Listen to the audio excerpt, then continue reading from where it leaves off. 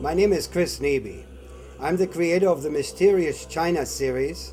It is a collection of award-winning feature-length documentaries which showcase the epic cultural heritage of China.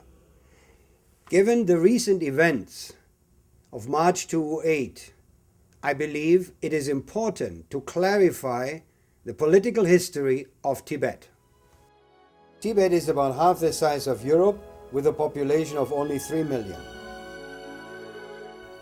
As far back as the 13th century, Tibet was officially listed as part of the Middle Kingdom in the maps of the Yuan dynasty, one of the most progressive Chinese dynasties.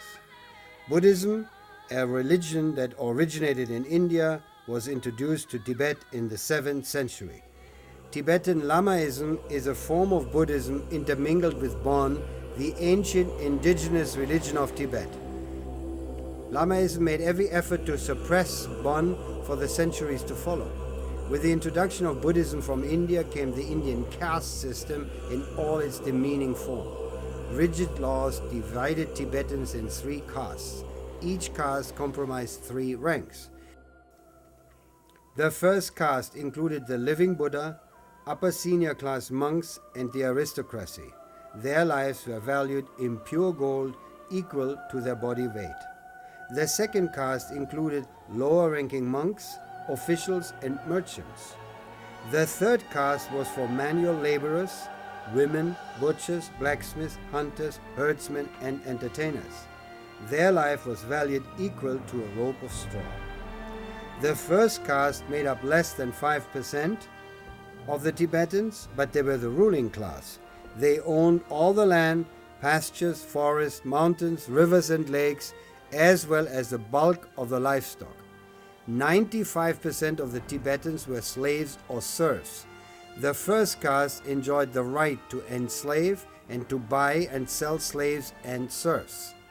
In the eyes of their masters, they were no better than beasts of burden.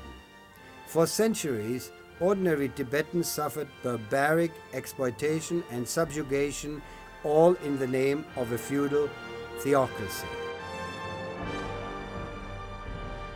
When discussing Tibet, it is important to realize that for much of China's epic 5,000 years of civilization, they were far more advanced than Western cultures. The Chinese were the first to invent paper, paper money, printed books, gunpowder, porcelain, cast iron, and the magnetic compass.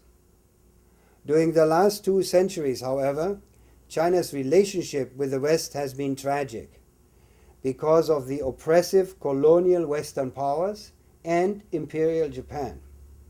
Subsequently, for protection, China isolated itself from the outside world.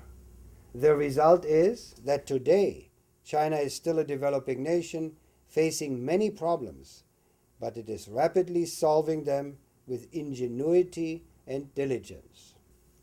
In recent years, official documents have come to light which expose the many plots hatched by foreign interests to carve off a piece of Tibet or split the entire Western region from China.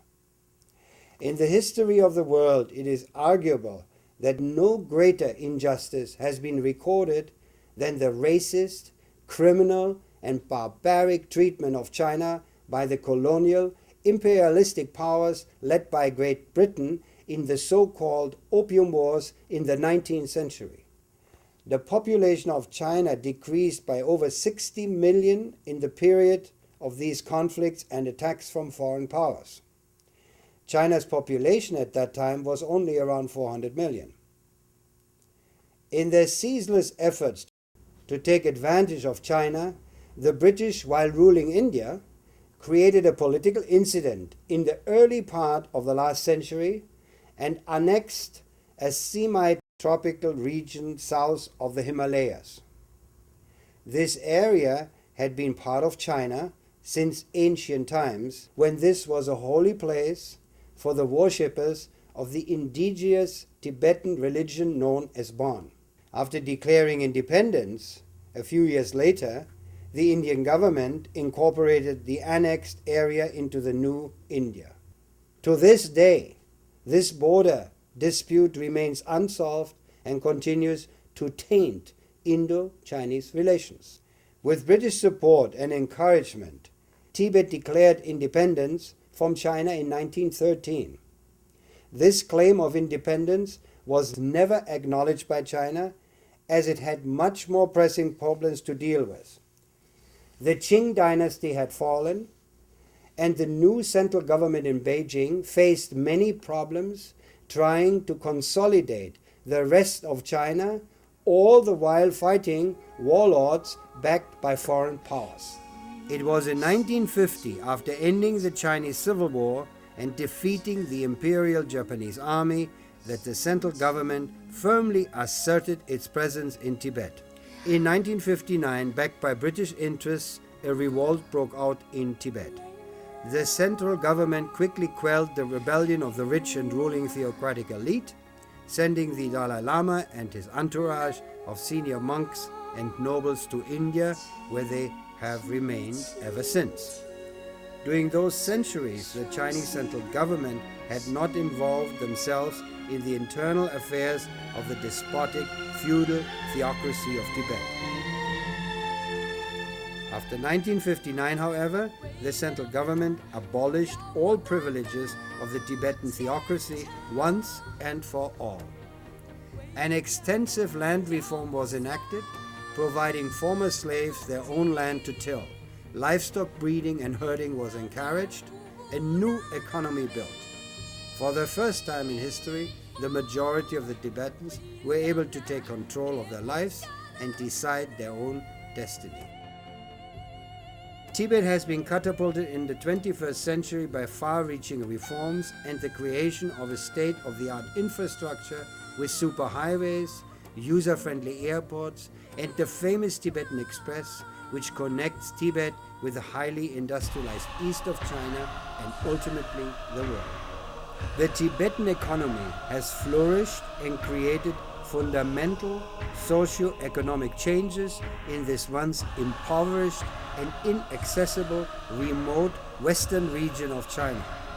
The harmonious coexistence of modern Tibet's daily life with the deep religious devotion of the Tibetans is a remarkable result of the central government's policies.